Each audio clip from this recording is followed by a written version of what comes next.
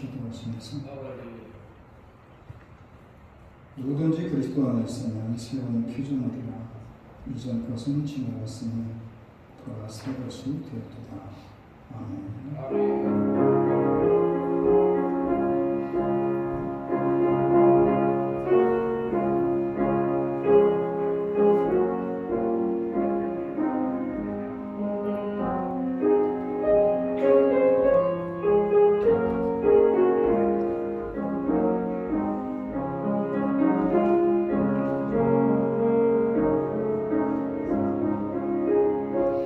오늘을 보내고 새해 첫 주일을 맞이해서 주님께 나와 예배하며 또 한 해를 시작하게 하심을 감사드립니다. 뜯어지던 마음들을 모으고 또 한 해를 주님과 함께 더불어 시작하는 귀한 첫 번째 예배오니 성령하신 것을 인지하시고 우리들 예배를 받아주시며 오늘 우리가 드려지는 귀한 예배를 통해서 또 한 해 동안 주님과 함께 동행하기를 다짐하고 시작하는 귀한 예배가 되게 하여 주시옵소서. 예수님 이름으로 기도드립니다. 아멘. 기도드립니다.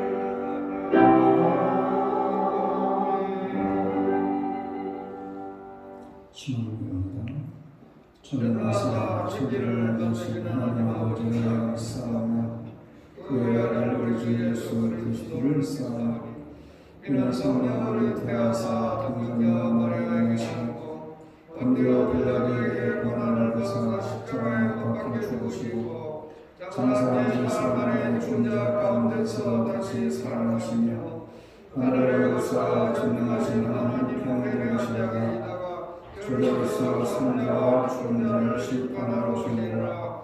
성령을 쌓으며 거룩한 공예와 성도가 서로 통하는 것과 죄를 사하여 주시는 것과 몸이 하실 사는 것과 영원히 사는 것을 믿사옵나이다. 요처럼 인사합시다. 새해 복 많이 받으십시오. 첫 번째 주일입니다.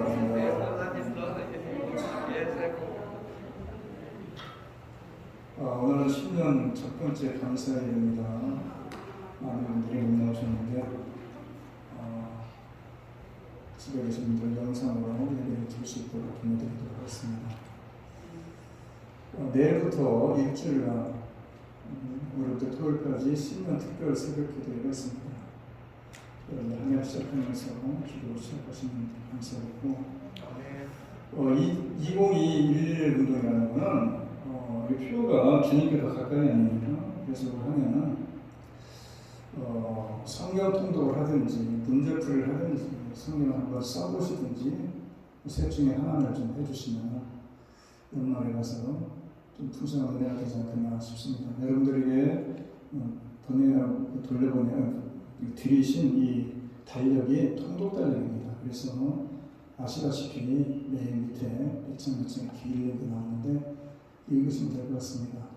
작년 한 해 동안 저희가 수요일을 드리지 못하기 때문에 성경 문제로 대신을 했습니다. 그런데 많은 분들이 처음에 시작을 하셨는데 마지막까지 온 분은 7분이에요. 그래서 기념패를 만들었는데 요즘에 이렇게 배달이 됐습니다. 지금 한 달 전에 지금 오다를 했는데 지금 오고 있는 중인가 봐요. 그래서 아마 다음 주만은 여러분들의 손에 가지 않겠나 싶습니다. 그래서 기념패를 하나씩 만들었습니다. 작년에 연초에 시작할 때 약속한 대로 내년에도 성경 문제풀이 2기 성경 문제풀이 이렇게 해서 또 기념표를 드릴 테니까 한번 시작을 해보십시오. 어려운 거 아니니까. 그리고 성경 통독은 그 위에 뒤에 비치해놨습니다. 통독표를 여러분들 가서 하루에 한 번씩 체크를 하면서 연말이 되면 저한테 제출을 해주시면 또 그분도 역시 기념표를 드리도록 하겠습니다.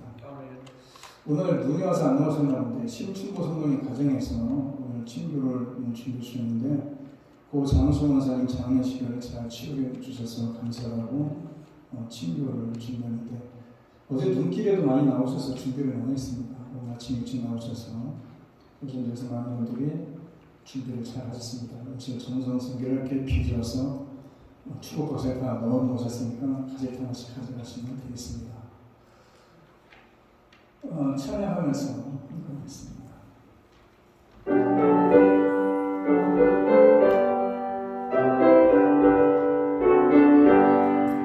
아침에 어두울 때 마음을 신성하여라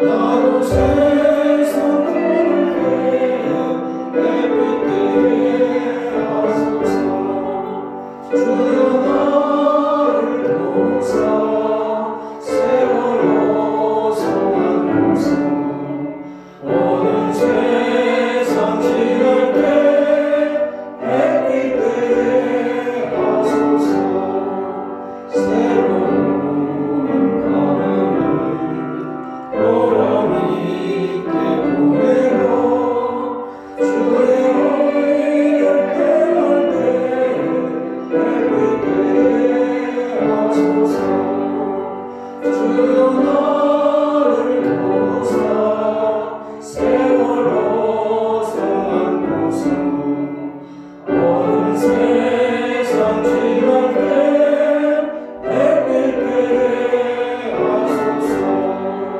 한번 가는 하늘을 다른 밤을 지날 때 귀한 시간 맞춰서 햇빛 하소서 주여 나를 도우사 세월호 성한 곳에 어느 세상 지날 때 햇빛 하소서 밤낮 주를 위하여 너무나 마음을 드리고 주의 사랑할 밤에 햇빛 하소서 주여 나를 도우사 세월호 성한 곳에 어느 세상 지날 때 햇빛 하소서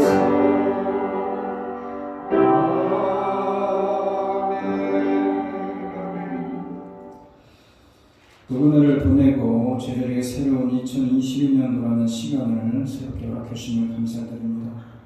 한 해가 코로나로 인해서 또 이만저만 어려움을 겪으며 한 해가 시작이 되고 있지만 올 한 해도 주님이 우리와 함께 해주시고 동행해 주심을 통해서 어려운 가운데서도 여러 가지 문제들이 해결되게 하시고 형통케 해주셔서 올 한 해가 주님 안에서 복된 한 해가 될 수 있도록 성령이 우리들의 가정을, 우리들의 삶을, 우리들의 일터를 주님이 친히 주장하여 주옵소서.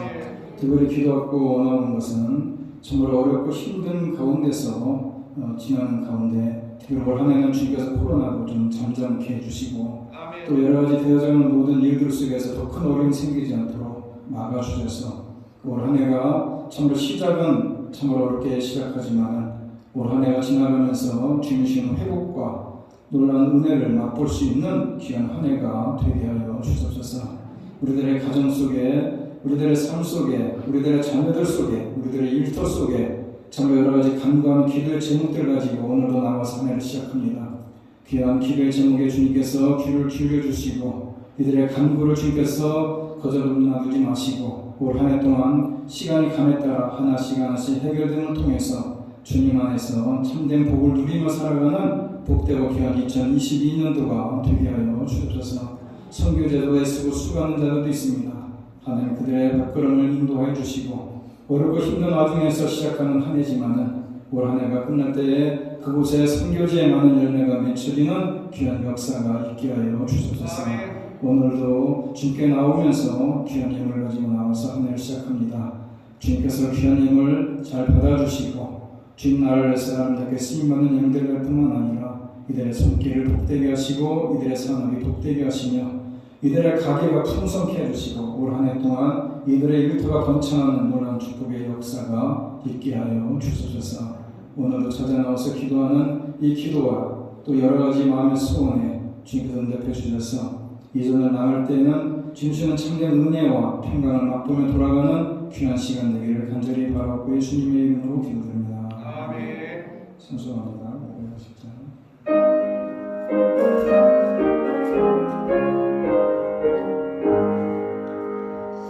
시온의 영광이 빛나는 아침 어둡더니 땅이 밝아오네 슬픔과 애통이 기쁨이 되니 시온의 영광이 비춰오네 시온의 영광이 빛나는 아침 내렸던 종들이 돌아오네 오래전 선지자 꿈꾸던 복을 만민이 다 같이 누리겠네 고아라 광야에 화초가 피고 말랐던 시냇물 흘러오네 이 산과 저 산을 마주쳐 울려 주 예수는 종을 찬송하네 땅들아 바다야 많은 섬들아 찬양을 주님께 드리어라 싸움과 죄악이 가득한 땅에 찬송이 하늘에 사무치네 아멘. 장로님 오셔서 기도하시겠습니다.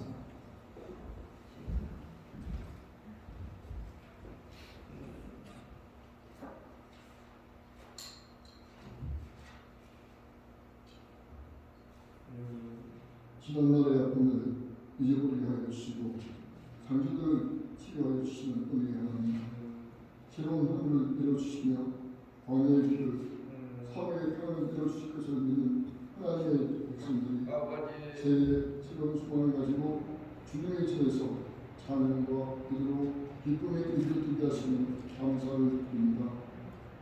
지난 2년간 위태로운 사람들이 많아 그 속에 죄인이 있을지라도 불꽃이 사라지도 못하게 하셨고 때로는 강모습에 있었던 순간도 많이 있었지만 우리의 죄인이 치고되는 것을 막아주신 하나님 은혜에 감사드리며 비록 힘들고 위험한 상황이 많았을지라도 믿음으로 보아여 이렇게 은혜의 자리에 나아올 수 있도록 인도 보호해 주시니 감사를 드립니다. 올 한해도 저희들에게는 해결되어야 될 문제, 어려운 난관들이 수북하게 쌓여져 있습니다. 문제와 난관을 생각하며 눈앞에 보이는 팔에 주님이 부르실 구원의 손길을 잊어버리는 우매한 학생이 되지 말고 두려움에 떨던 제자들 앞에서 본인이 숨으시던 예수님의 구원의 손길을 기억하며 믿음으로 기도로 어린 현실들을 극복해 나가는 천주의 백성들이 되게 인도하여 주시옵소서.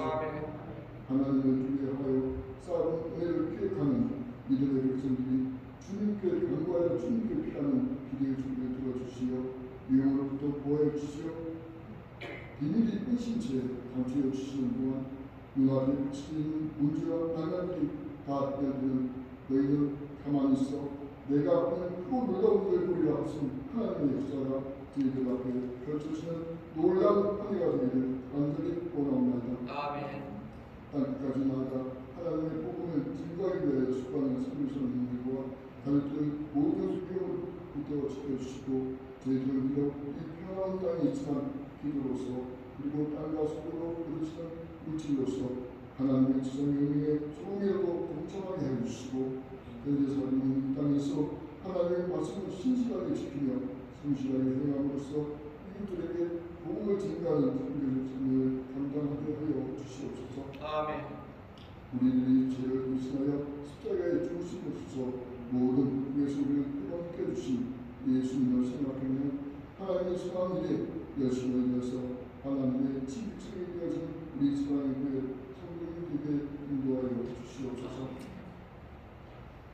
목사님 시간나와 마침진갑니다. 단상에 세우신 선 하나님의 장중에 붙잡아 주시어 새 축제에 들려주는 주의 말씀에 성령 충만에 충만하여 귀한 시간이 되어서 이런 힘들이고 방황하는 우리들에게 하나님의 지시는 생명의 말씀으로 고단하고 지식에 있는 우리들에게 새로운 힘이 솟는 주의 말씀으로 불안한 상황을 두려워하는 우리들에게 따스한 빛이 되는 구원의 말씀으로 다가와서 예수님의 함께하는 하나님의 마음을 보일 수 있는 은혜의 시간이 되게 성령이 인도하여 주시옵소서. 오늘 시 첫째 예배 한 후보를 영광을 주시옵고 우리의 구원을 주기 위하여 십자가에서 죽으신 예수님 이름으로 기도드리옵나이다.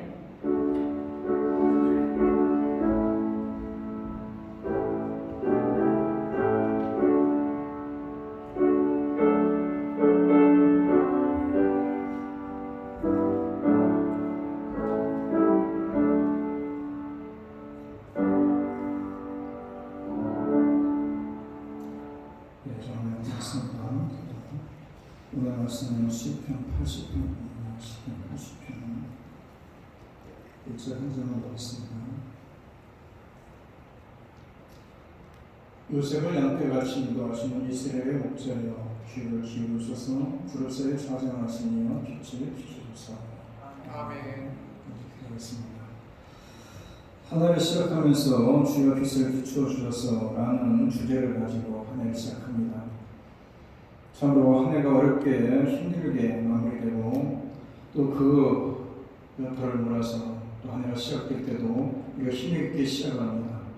우리 하나님께서 올 한 해 우리들에게 빛을 비추어 주시고 얼굴빛을 보여주셔서 우리가 그분 속에서 빛과 구원과 회복이 있다는 사실을 기억하며 주님의 빛을 받아서 올 한 해도 정말 주님과 동행하는 삶 속에 구원의 역사와 또 회복의 역사를 맛보며 살아가는 귀하고 복된 한 해가 되기를 하여 주옵소서. 예수님의 이름으로 기도드립니다. 아멘. 옛날 같으면 지난 삶에 대해서 감사도 고백하고 또 서로를 격려하면서 덕담도 하고 또 새해의 여러 가지 계획들 함께 이야기하면서 한 해를 시작할 텐데 올해는 참 무겁게 코로나로 인해서 정말 너무 가라앉은 그런 모습으로 시작합니다. 연일 오미크론 변이로 확진자가 넘쳐나는 상황이 되고 있고 그래서 한 해를 시작하면서 기대하던 사람들의 의욕도 꺾였고 무너진 성읍, 우리들 가정과 일터와 우리들 사업을 어떻게 다시 세워야 하느냐에 대한 근심과 염려로 온갖 마음이 잔뜩 움츠려드는 그런 시간입니다. 처절한 마음으로 올 한 해를 준비하다가 이 말씀이 생각이 나서 이 주제로 시작합니다. 오늘 시편은 이스라엘 민족이 아수르에서 침략당하고 나라가 슬픔에 빠져 있을 때에 아삽이라는 사람이 나라에는 슬픔을 노래한 겁니다. 당시 이스라엘의 현실이 지금 우리처럼 어둡고 저들이 겪는 슬픔 또한 지금 우리가 겪고 있는 슬픔과 비슷한 처지에 있는 그 상황에서 이 말씀으로 2022년도를 시작합니다. 당시 이스라엘은 아수르의 나라를 빼앗겨서 눈물이 마르지 않는 삶을 살았고 노예의 삶이 다 그렇듯이 밥을 먹어도 돌을 씹는 것 같고 억압과 고난으로 얼굴에 그늘이 가득하고 소망이 끊긴 채 내일을 기약할 수 없는 그런 상황 아닙니까? 오늘날 우리가 마찬가지입니다. 요즘 사람들의 얼굴에 웃음기가 사라졌습니다. 그래서 코로나가 더 무서운 것이 코로나 우울증이라고 하지 않습니까? 호탕한 웃음소리를 들어본 지도 좀 오래된 것 같고 마스크 때문에 웃는 입꼬리도 볼 수가 없습니다. 설교하면서도 마스크를 쓰고 있는 성도들이 도대체 무슨 마음, 무슨 반응을 하는지도 잘 모르겠고 그래서 누구 말대로 불러도 대답이 없고 부르다가 배가 죽을 그런 지경입니다. 예전 같으면 새해를 핑계로 삼아 모임도 갖고 또 식사도 함께 나누며 노래도 한곡 부르곤 했는데 지금은 모든 것이 올 수독된 분위기 아닙니까? 딴 때 같으면 교인들이 교회에 모여서 찬양도 부르고 영적인 기쁨도 함께 나누고 성경신일 같은 경우는 모여서 윷놀이도 하고 떡도 같이 끓여 먹고 그러면서 한 해를 보내고 한 해를 시작하는데 이제 크고 작은 모임에서 웃음소리가 넘쳐날 시간에 참 적막하게 새해를 보내지 않습니까? 오늘 본문에 나오는 이스라엘의 패명은 주변 국가에 많은 영향을 미쳤습니다. 무슨 얘기냐?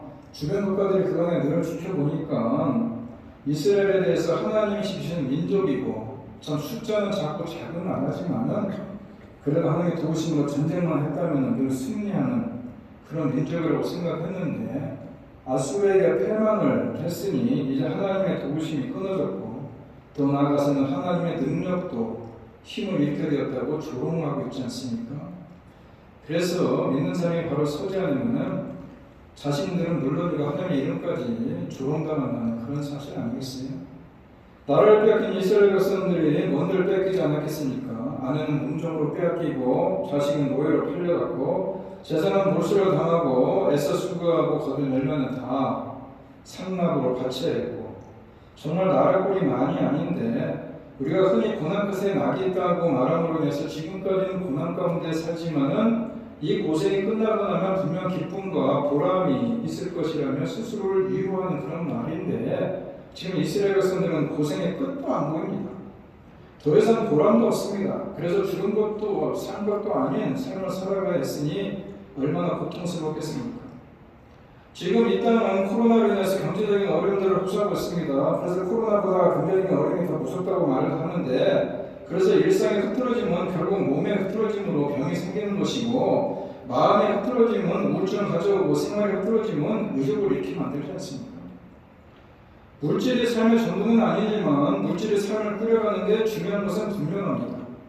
그래서 이스라엘 백성들이 수고한 열매를 잃어버린 것이나 우리가 코로나로 인해서 경제적인 어려움을 겪고 있는 모습이나 어떻게 보면 비슷하다고 할 수 있는데 어찌됐건 모든 문제는 원인이 있고 그 원인을 밝혀 풀어내지 않고서는 지금 당면하고 있는 문제를 해결할 수 없는 것은 당연한 일입니다. 오늘 본문의 저자는 하나님에 대해서 이스라엘의 목자여라고 시작을 합니다. 그렇다면 과연 백성들은 이스라엘 백성들은 하나님을 목자로 여기고 있느냐 이겁니다. 혹시 자신들이 양떼라는 사실을 잊고 있었던 것은 아닐까? 더 나아가서 자신들이 목자라고 착각하고 있지는 않은 것인가? 그래서 인감을 받아야 될 자신들이 오히려 하나님보다 앞서가려고 하진 않았는가? 저는 말씀을 묵상하면서 여기서부터 틀어졌을 것이라 생각을 합니다. 즉 하나님의 백성들은 하나님의 인도하심을 받을 때 가장 안전하고 풍성하고 행복할 수 있는데 마치 자신들이 양떼가 아니라 목자라는 생각으로 교만을 부리다가 패망을 자초한 거 아니겠느냐 이런 얘기입니다. 지금 우리 마찬가지 아닙니까? 그동안 이 땅의 백성들은 참 아쉬운 것 없이 넉넉하게 살아왔습니다. 아쉬운 것이 없기 때문에 그 누구도 구태여 애걸복걸할 필요 없습니다. 그러다 보니 영적으로 교만해서 하나님 앞에서도 기도하지 않은 것이고 지금 하나님의 인도하심을 받으려 하지 않았다는 겁니다. 물론 기도는 하더라도 하나님의 응답해 주시면 감사하고 응답을 안 해주시면 뭐 그저 인간적인 방법으로 문제를 해결해 보면 된다고 생각하지 않습니까? 그러다 보니까 하나님에 대한 아쉬움도 없고 하나님에 대한 아쉬움이 없으니 간절한 신앙생활을 하지 않는 것입니다. 결국 하나님께서 코로나의 재앙을 어느 한 지역이 아닌 전 세계의 지역에 확산시킨 것은 이 땅의 모든 백성들이 교만하기 때문이고 모든 백성들이 정신을 차려야 될 것이라 생각했기 때문 아니겠습니까? 개발도상국들은 선진국들을 목자로 생각했고 약소국들은 강대국들의 눈치를 보면서 자신들을 이끌어 달라고 애걸을 했고 강대국들은 자신들이 마치 이 땅의 목자라도 되는 양 교만을 부리지 않습니까? 지금 목자 대신 하나님 없이도 자기들끼리 얼마든지 잘 살 수 있다고 생각한 것이고 이러한 때에 오늘 시편 기자가 하나님에 대해서 이스라엘의 목자여라고 고백한 것은 어떻게 보면 의미가 있는 거 아닙니까? 다윗이 여호와는 나의 목자시니 내게 부족함이 없으리로다 라고 우리가 다 아는 그런 고백처럼 결국 신앙은 하나님을 목자로 여기고 목자로 섬기며 목자 대신 하나님의 인도하심 받고 목자 대신 하나님의 보호 아래 살아가는 것이 양대 우리 아니겠습니까? 오늘 우리가 하나님을 목자로 고백하지 않고 하나님의 도우심과 보호하심을 거절하니까 결국 이런 일을 겪고 있지 않느냐 이 얘기입니다. 민족의 고난 앞에서 시편 기자는 하나님께 매달려 간가고 있음을 보게 되는데 이는 우리 또한 코로나의 극한 상황 속에서 시편 기자의 믿음의 모습대로 목자 대신 하나님께 간구해야 되지 않겠습니까? 시편 기자는 하나님께 백성들의 기도를 내면치 마시고 노를 풀어주시고 돌이키시고 당신의 백성들을 긍휼히 여겨달라고 기도하고 있습니다. 사실 하나님은 백성들의 기도를 듣기를 원하셔서 백성들의 기도를 명하셨는데 백성들은 세상이 바쁘다고 기도하지 않습니다. 기도를 하지 않으면 하나님께서는 저들과 멀어지셨고 결국 저들에서 등을 돌리셨고 귀를 막으신다는 겁니다. 귀를 기울여달라는 시편 기자의 고백처럼 우리 또한 하나님께서 우리의 부르짖음에 들으시고 응답해 주셔서 이 고난의 시간들을 이길 수 있을 수 있도록 기도해야 된다는 겁니다. 기도만이 살 길이고 하나님 풀어주셔야 풀릴 수 있음을 믿고 하나님께 전심으로 기도하는 겁니다. 이스라엘 민족은 정치적으로나 근대적으로 어둠 가운데 있었고 특히 저들은 영의 깊은 죄악 가운데 빠져 있어서 더 이상 소망을 가질 수 없는 상황에 놓여 있지 않습니까? 그래서 시편 기자는 하나님께 뭐라고 얘기합니까? 빛을 비추어 주소서라고 기도하고 있지 않습니까? 우리도 마찬가지입니다. 정치는 얽혀있고 설켜있고 경제는 바닥을 치고 있고 사회는 혼란에 빠져있고 종교는 제대로 찾지 못하고 코로나는 더욱 기승을 부림으로 말 그대로 깊은 어둠에 빠져있는데 이런 때 우리는 하나님께 빛을 비추어 주소서라고 기도해야 되는 것이고 7절에 나오는 것처럼 읽지는 않았지만 주의 얼굴에 광채를 비추어 주소서라고 기도해야 되는 겁니다. 세상의 빛은 이미 기울어졌으니까 하나님의 빛으로 다시금 소생이 된다. 우리를 짙은 어둠에서 건지실 분 오직 하나님 한 분이라는 사실을 깨닫기 바라는 것이고 하나님의 빛나는 얼굴을 나타내달라는 것은 하나님 얼굴을 마주보듯이 친밀하게 교제해달라 이런 얘기입니다. 시편 기자가 가족도 집도 땅도 성도 나라도 다 잃어버리고 나니까 정말 잃어버린 것이 무엇인지 비로소 깨달아졌는데 무엇입니까? 그들이 잃어버린 것이 예루살렘 성입니까? 그들의 집입니까? 그들의 성입니까? 그것이 아니라 시편 기자가 깨닫고 나서 보니까는 우리가 잃어버린 것이 하나님이구나 이런 하나님이구나. 정확히 말하면 하나님의 얼굴을 잃어버린 것입니다.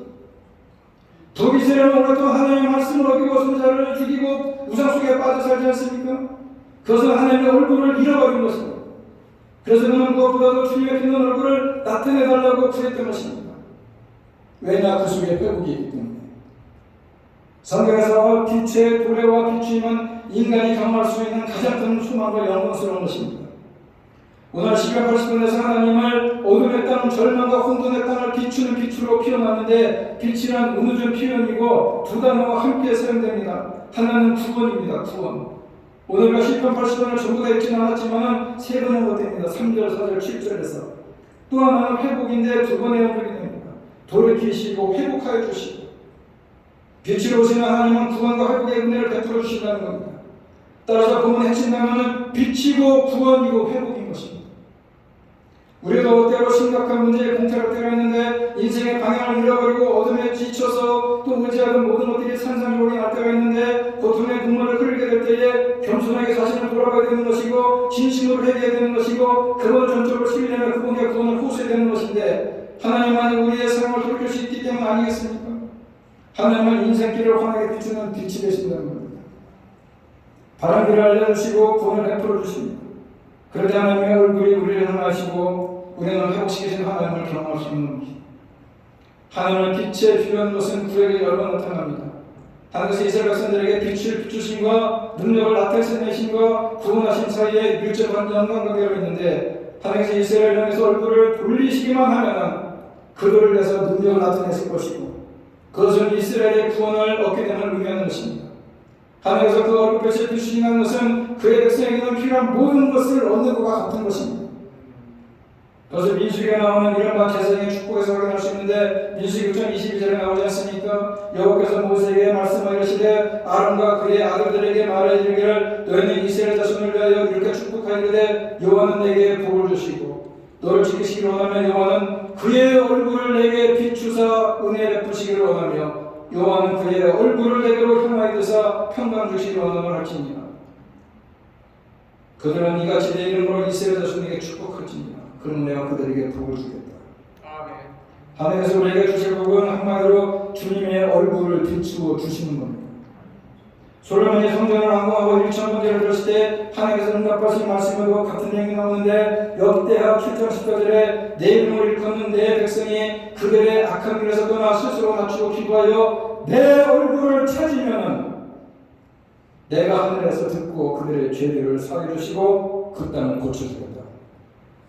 이스라엘 백성들이 죄를 지어 징계를 당했을 때 반드시 구해야 될 것은 하나님의 얼굴이라는 겁니다. 그러면 나 회복시켜주겠다고 약속하지 않습니까? 우리도 이 말씀을 명심해야 되는 겁니다. 주님의 빛나는 얼굴을 보면서 신앙생활을 하고 있는가? 우리가 만약 무엇을 이렇다면 무엇을 회복해야 될지 분명히 알아야 된다는 겁니다. 잃어버린 건강을 회복하는 것도 아니고 재정 회복도 아니고 사업의 회복도 가정 회복도 아니고 우리가 회복하게 될 것은 주님의 빛난 얼굴을 회복해야 된다는 것입니다. 주님과의 관계, 얼굴과의 관계가 회복된다는 것은 주님과 친밀한 관계가 이루어진다는 것입니다. 오늘날 교회가 점점 더 부흥의 시대가 다 끝났다고 얘기하고 있고 교인의 숫자가 점점 줄어든다고 하는데, 진정 하나님 교회들이 회복하고 이 땅의 모든 교회가 회복하기 위해서는 교인의 수에 연연하는 것이 아니라 진정 하나님의 얼굴빛을 다시금 회복하는 것입니다. 그런데 시편기자는 하나님의 빛난 얼굴을 나타내달라고 기도하면서 계속해서 하나님께 돌아와달라고 기도합니다. 2절에 우리를 도와주십시오. 14절에 만군의 하나님 우리에게 돌아오십시오. 시편기자는 이스라엘 멸망할 때 하나님께서 자신들을 떠난 줄로 생각했던 것인데 아니라는 것입니다. 하나님은 떠나지 않았다는 겁니다. 하나님께서는 이스라엘 백성이 멸망할 때에 단지 그의 얼굴을 돌리셨을 뿐이지 하나님은 그곳에 여전히 계셨다는 겁니다. 그래서 하나님이 함께 계신 것을 믿지 못하게 됐다는 겁니다. 우리도 누군가가 고통받고 있을 때에 하나님이 함께 하시길 기도합니다. 이런 얘기를 참 많이 하는데, 이런 기도는 마치 하나님이 다른 곳에 계시고 그들에게 와 있지 않다가 하나님이 함께 하시길 기도하면 하나님이 다른 곳에 있다가 그 함께 하겠다는 그 기도하는 그 사람한테 갈까 말까 고민하다가 간다 이렇게 생각해서 하나님이 함께 하시길 기도합니다. 이렇게 얘기할지 모르겠지만은 하나님은 항상 그곳에 같이 있다는 겁니다. 실제로 많은 사람들은 하나님이 어디 다른 곳에 계셨다가 우리가 큰 소리를 외쳐서 기도하고 답답할 때 큰 소리를 외쳐서 부르고 오랫동안 기도하고 그리고 하나님께 찬양하면 하나님이 다시 온다고 생각을 하는 경우가 많은데, 하나님은 다른 곳에 가 계신 것이 아닙니다. 하나님은 항상 여러분 곁에 계시는데, 단지 하나님께서 여러분 곁에 계시지만은 그 얼굴을 여러분과 함께 마주하지 않는다는 게 문제라는 겁니다. 여러분들이 하나님과 얼굴을 마주해야 되는 것이고 그에게는 하나님과 교제해야 된다는 것이고 하나님께 늘 함께 기도해야 되는 것이고 함께 대화해야 된다는 것입니다. 그래야 얼굴을 마주할 거 아닙니까? 하나님의 얼굴을 나한테 향해 들어야 되는 겁니다. 그래야 축복이 되고 그래야 능력이 되는 것이고 그래야 응답이 되는 것입니다.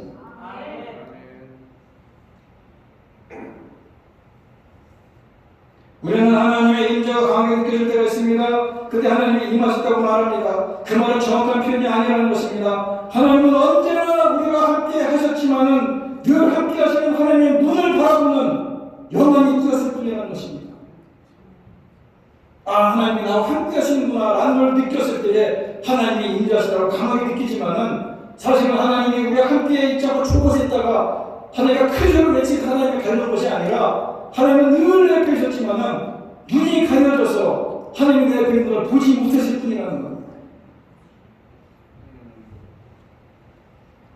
야곱이 형 에서에게로부터 도망가다가 들판에서 잠을 자다가 꿈속에서 하나님을 만납니다. 그러고는 깨어나서 깜짝 놀랍니다. 창세기 28절 16절에 나오지 않습니까? 여호와께서 과연 여기 계시는 분을 내가 알지 못했구나. 여호와께서 여기 계셨는데 내가 알지 못했구나. 여러분들이 시간마다 하나님을 만났으면 깜짝 놀라지 않겠습니까? 하나님 그저 예배당에서 예배드릴 때만 계시고 기도에서 기도할 때만 우리를 만나주는 분인 줄 알았는데 시간마다 하나님을 만났어요. 얼마나 놀라겠습니까? 이렇게 보게 되면 모세가 광야 가시떨기 나무에서 하나님을 만납니다. 불꽃 가운데 임하서 하나님을 만납니다. 하나님 뭐라고 얘기합니까? 여기가 거룩하고 있으면 벗어라. 모세가 쌀 다니던 길이에요. 늘 양떼를 놓고 다니던 길인데 어느 날 갑자기 하나님이 거기 딱 나타나는 겁니다. 얼마나 놀랐겠어요. 모세가 40년간 군중 생활했습니다. 바울의 군주의 아들이라 칭함을 받고 거기서 왕자같이 지냈습니다. 그가 본 것이 뭡니까? 그 커다란 무덤, 커다란 피라미드, 스핑크스. 그가 40년 군중 생활하면서 그저 신이라는 것은 저 커다란 무덤 속에 있고 피라미드 속에 있는 줄 알았는데 무슨 가지떨기나무에서 딱 하나님 만났다는 게 얼마나 놀랐겠습니까? 그런데 그 하나님과 함께 동행하지 않습니까?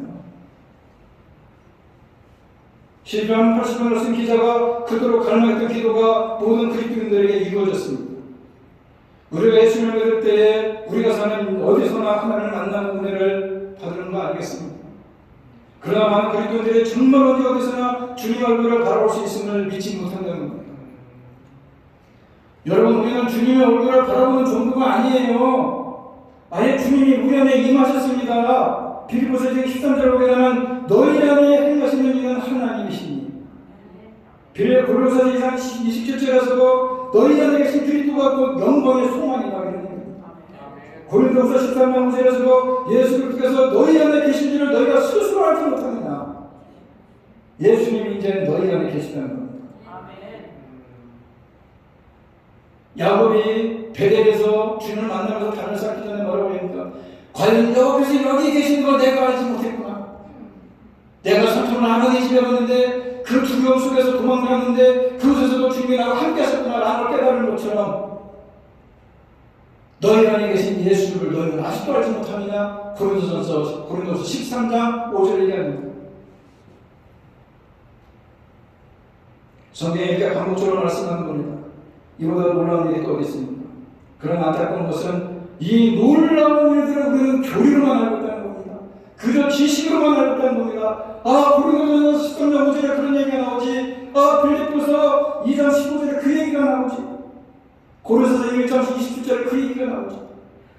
그냥 머리로만 알고 있다는 겁니다. 교리로만 알고 있다는 겁니다. 그저 삼위일체 하나님 성령에서 내 안에 계시지 다 알고 있습니다. 그런데 정확하게 여러분들 안에 계신 예수님에 대해서 여러분들이 얼굴을 마주하고 있습니까? 같이 그분과 함께 대화하고 있습니까? 어렵고 힘든 일일 때 그분한테 여러분들이 부탁합니까? 그분에게 간구합니까?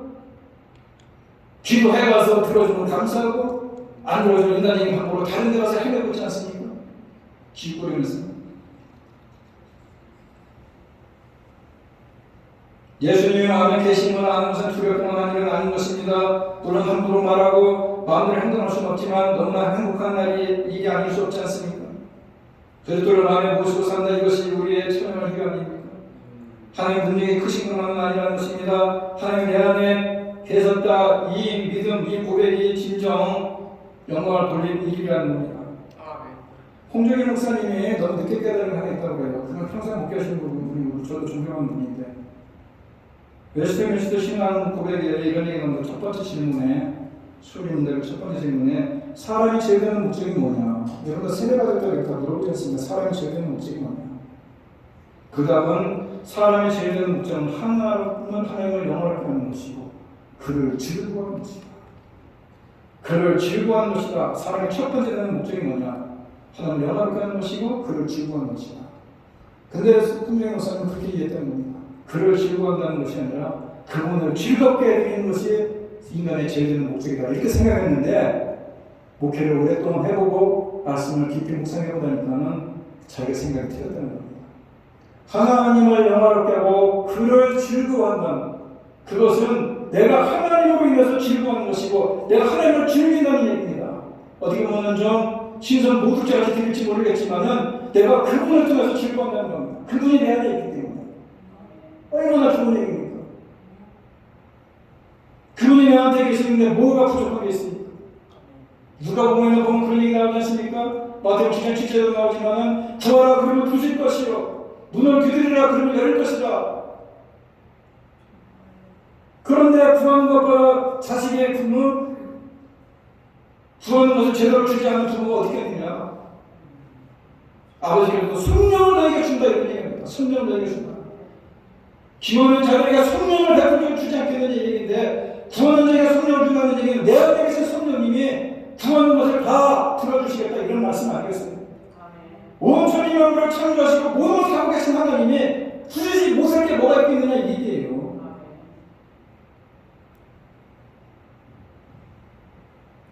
신앙생활은 하나님을 즐겁게 드리는 것보다는 하나님으로 인해서 즐거워하는 것입니다.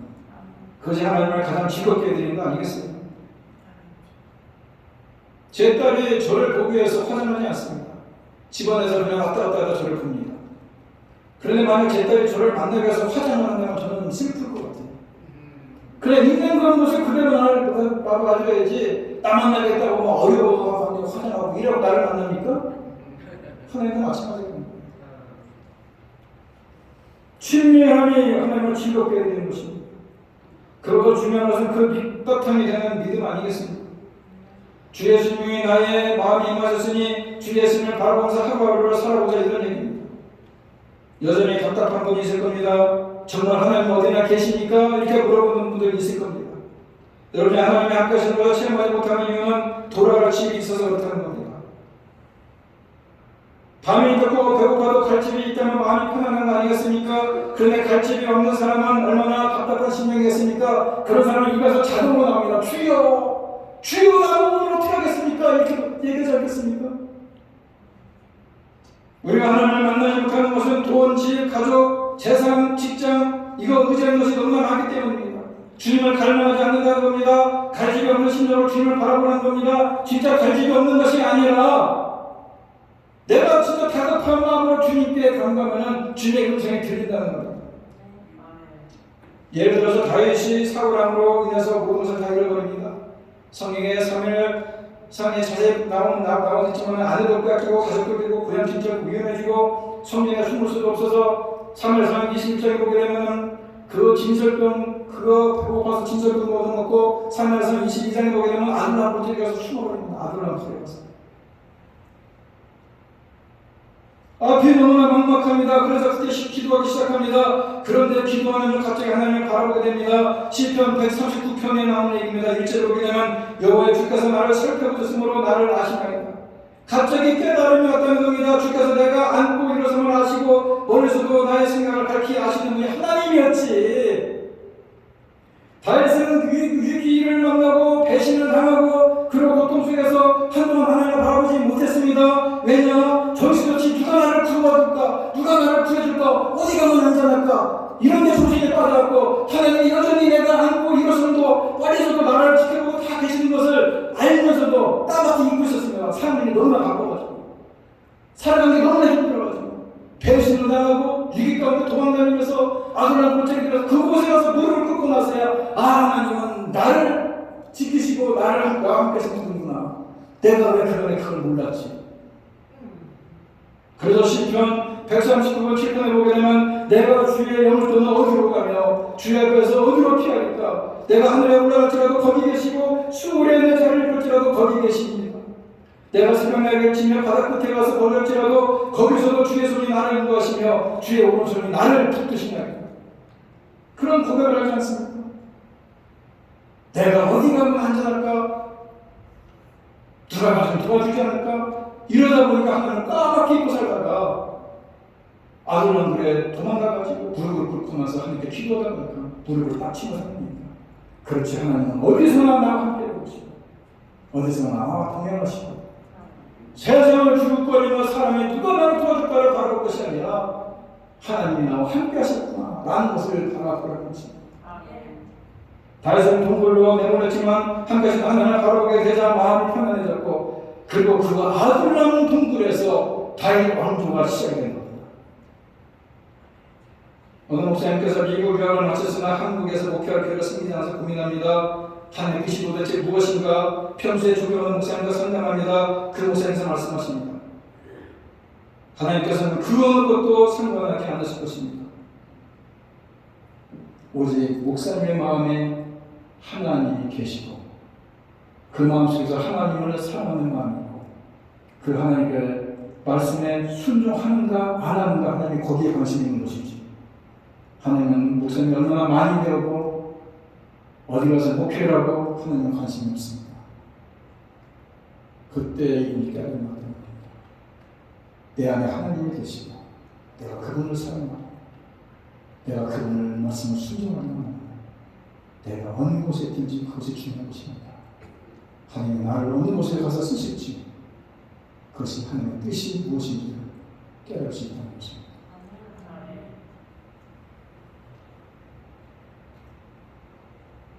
여러분,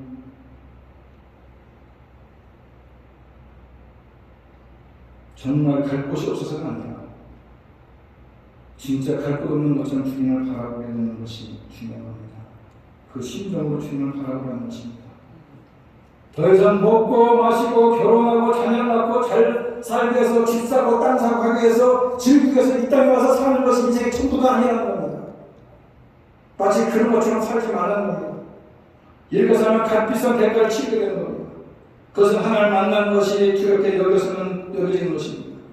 주님은 이미 우리 마음에 임하셨고 우리도 주님을 바라보며 살아야 된다는 겁니다. 어떤 젊은 중에 있더라도 주님을 바라보는 자는 모든 걸 회복할 수 있습니다. 여러분, 당면한 현실이 어둡고 힘들지 않습니까? 고통과 절망 속에 계십니까? 여러분 중에 특별한 생활하는 분들 계십니까? 이스라엘 하나님은 우리 하나님이시고 이스라엘 목자이신 하나님은 우리들의 목자 아닙니까? 우리 인생이 회복되는 것은 전적으로 하나님께 달려있다는 겁니다. 하나님이 함께 하시면 인생의 놀라운 능력을 발휘해서 귀한 인생을 살 수 있는 겁니다. 하나님의 은혜와 긍휼을 의지하는 겁니다. 그분은 인생의 생소화복을 주장하시는 분이기 때문에 그렇습니다. 그분 속에 빛과 구원과 회복이 있는 겁니다. 예수 그리스도께서 영원한 빛이 되어주신다는 것은 우리에게 가장 큰 기쁜 소식 아니겠습니까? 올 한해 주님을 우리들 10년, 우리들 가정, 우리들 일터 교회에 모시고 구원과 생명에 충만한 삶을 사시기를 바랍니다. 우리가 하나님을 향해서 등을 돌리지 않는 한 하나님께서 우리의 향했던 얼굴빛을 돌리시지 않는다는 겁니다. 바라긴 올 한 해 동안 오늘 시편의 저자처럼 우리의 가정과 교회와 일터 그리고 우리가 사는 이 땅에 구원과 회복을 위해서 하나님께서 여러분에게 빛을 비추어 주시기를 주님의 이름으로 축원합니다. 다 같이 일어나서 함께 찬양 일어납니다. 하나님의 사랑을 사모하는 자들입니다. 하나님의 평안을 바라보는 자들에게 하나님께서 얼굴빛을 비춰주시고 여러분들의 모든 기도에 귀를 기울여 주시는 것입니다. 어느 곳에 있든지 하나님을 바라보십시오. 하나님은 여러분과 함께 계실 것이고 그분이 여러분의 모든 문제를 알고 계실 것이며 그분이 여러분에게 얼굴빛을 비춰 주시기만 하면 놀라운 힘과 능력을 통해서 모든 문제가 해결받고 여러분들이 오늘 동안 힘있게 능력있게 살아갈 수 있다는 사실을 기억하면서 그분이 여러분에게 얼굴빛을 비추기 위해서 여러분들이 한 해 동안 그분을 바라보며 사시기 바랍니다.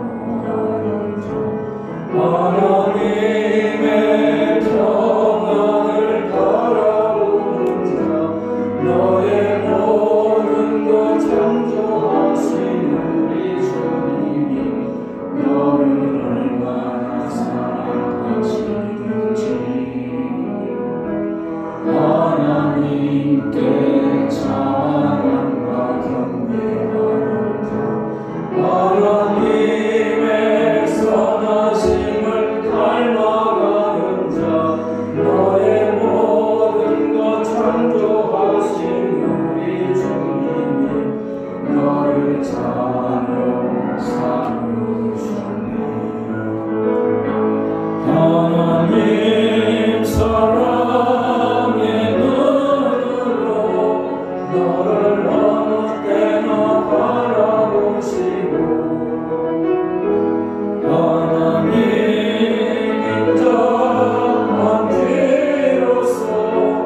언제나 너에게 기울이시니 어두움에 밝은 빛을 비춰주시고 너의 작은 신음에도 응답하시니 너는 어느 곳에 있든지 주를 향하고 주만 바라보시 하나님 사랑의 눈으로 하나님 사랑의 눈으로 너를 어느 때나 바라보시고 하나님 인자한 귀로서 언제나 너에게 기울이시니 어두움에 밝은 빛을 비춰주시고 너의 작은 신음에도 응답하시는 너는 어느 곳에 있든지 주를 향하고 주만 바라보십시오. 주만